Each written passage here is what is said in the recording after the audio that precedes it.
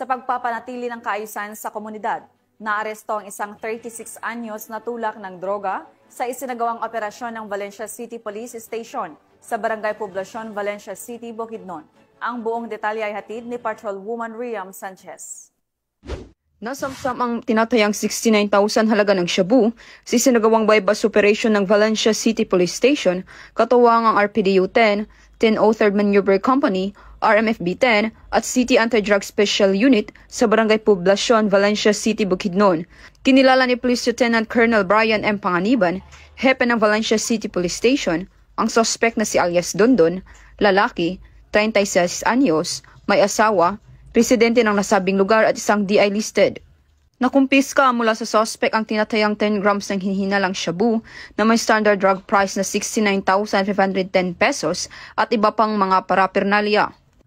Maharap ang suspect sa kasong paglabag sa RA 9165 o Comprehensive Dangerous Drugs Act 2002.